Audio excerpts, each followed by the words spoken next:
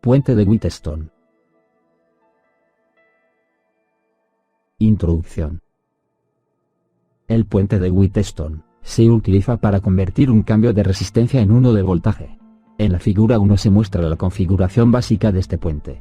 Cuando el voltaje de salida, V sub O, es 0, el potencial en B debe ser igual al potencial en T.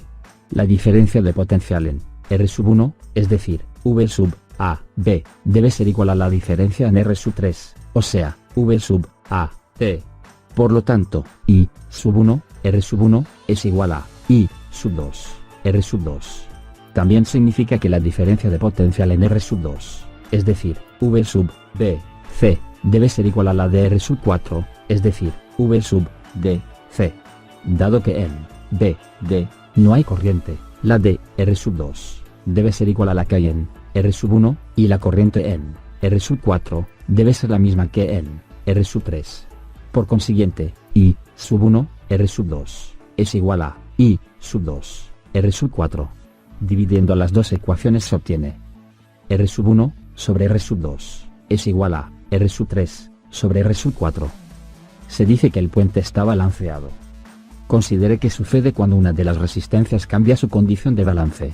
El voltaje de alimentación, V sub S, se conecta entre los puntos A y C, y por eso la caída de potencial en el resistor R sub 1 es la fracción R sub 1 dividido por R sub 1 más R sub 2. Por lo tanto,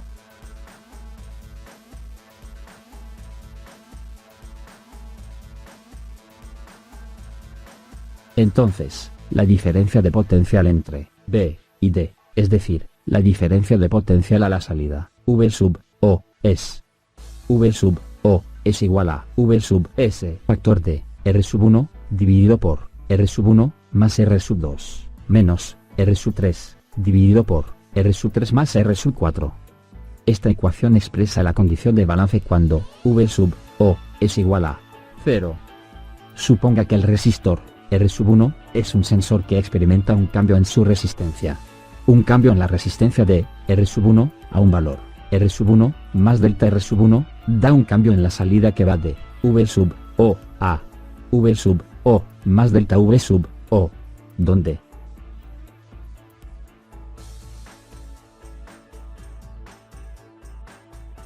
delta V sub O es aproximadamente igual a V sub S factor de delta R sub 1 dividido por R sub 1 más R sub 2. Con esta aproximación, el cambio del voltaje de salida es proporcional al cambio en la resistencia del sensor. Así se obtiene el voltaje de salida cuando no hay resistencia de carga en la salida. Si la hubiera, se tendría que considerar el efecto de la carga. Compensación por temperatura. En muchas mediciones en las que participa un sensor de tipo resistivo, el elemento sensor puede estar en uno de los extremos de conductores largos. Los cambios de temperatura afectan no solo al sensor, también a la resistencia de estos conductores. Por ejemplo, un sensor de temperatura por resistencia de platino está formado por una bobina de platino que se encuentra en los extremos de los conductores. Cuando la temperatura cambia, no solo cambia la resistencia de la bobina, sino también la de los conductores.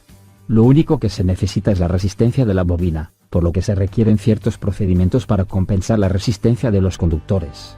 Una forma de hacerlo es unir tres conductores a la bobina, como muestra la figura 2.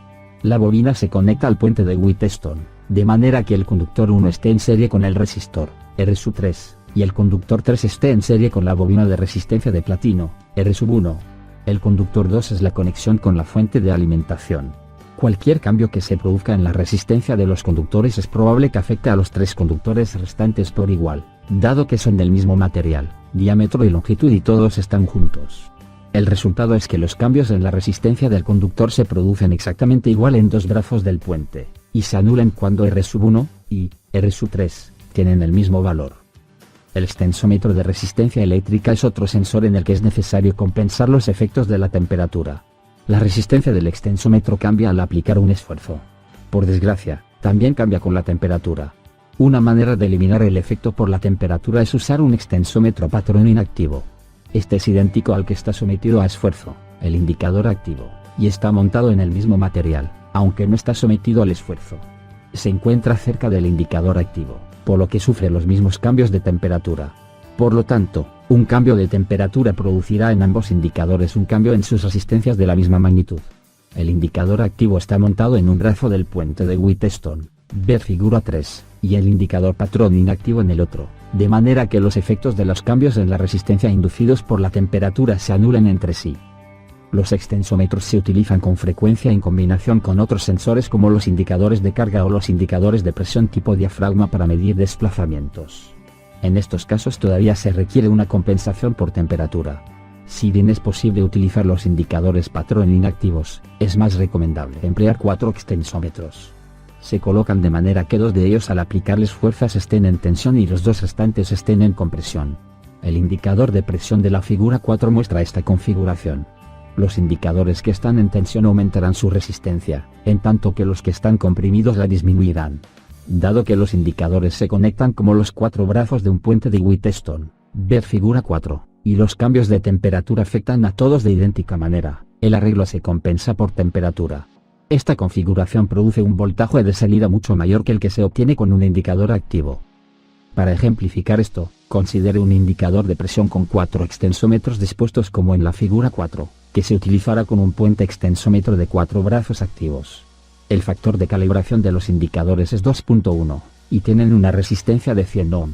Cuando el indicador se somete a una fuerza de compresión, los indicadores verticales muestran una compresión y, dado que cuando se oprime un objeto también se produce una extensión en sentido lateral, los indicadores horizontales están sujetos a un esfuerzo de tracción. La razón entre esfuerzos transversales y esfuerzos longitudinales se conoce como razón de Poisson, y por lo general es cercana a 0.3. Por lo tanto, si los indicadores de compresión se someten a un esfuerzo de 1.0 negativo por 10, elevado a 5 negativos, y los indicadores de tracción a 1 de 0.3 por 10, elevado a 5 negativos, el voltaje de alimentación del puente es 6 voltios y el voltaje de salida del puente se amplifica con un circuito de amplificador operacional diferencial. ¿Cuál será la razón del resistor de realimentación respecto a los resistores de entrada en las dos entradas del amplificador, si la carga produce una salida de 1 milivoltio?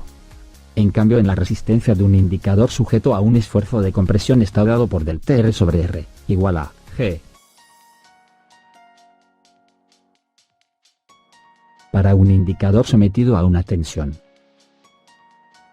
la diferencia de potencial de desbalance está dada por V sub O es igual a V sub S factor de R sub 1, R sub 4, menos R sub 2, R sub 3, dividido por R sub 1, más R sub 2, multiplicado por R sub 3, más R sub 4.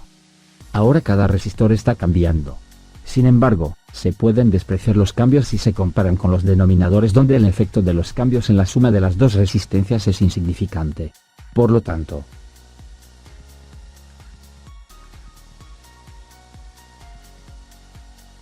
la salida es entonces 3.6 por 10 elevado a 5 negativos voltios. Este valor será la entrada del amplificador diferencial.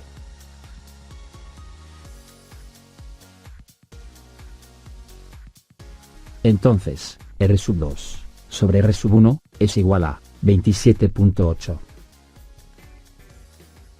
Compensación de un termopar. Un termopar produce una FEN que depende de la temperatura de sus dos uniones. De manera ideal una de las uniones se mantiene a 0 grados Celsius, y la temperatura correspondiente a la FEN se obtiene directamente de las tablas. Sin embargo, esto no siempre es posible, ya que la unión fría con frecuencia está a temperatura ambiente. Para compensar esto se añade al termopar una diferencia de potencial. Esta compensación debe ser igual a la FEN que generaría un termopar con una unión a 0 grados Celsius, y la otra a temperatura ambiente. Esta diferencia de potencial se produce usando un sensor de temperatura de resistencia en un puente de Wheatstone. Este está balanceado a 0 grados Celsius y su voltaje de salida proporciona la diferencia de potencial de corrección para otras temperaturas. La siguiente relación describe la resistencia de un sensor de temperatura con resistencia metálica. R sub T es igual a R sub 0, factor de 1 más A T, donde R sub T es la resistencia a una temperatura de T grados Celsius, R sub 0, la resistencia a 0 grados Celsius, y A, el coeficiente de temperatura de la resistencia. Así, el voltaje de salida del puente, suponiendo que R1 es el sensor de temperatura de la resistencia, está dado por. Es muy probable que la FEM, E, del termopar varíe con la temperatura, T, de manera razonablemente lineal en todo el pequeño intervalo de temperatura que se está considerando, desde 0 grados Celsius hasta la temperatura ambiente. Por lo tanto, E, es igual a T, donde A es una constante, es decir, la FEM producida por cada grado de cambio en la temperatura. Por consiguiente, para la compensación se debe tener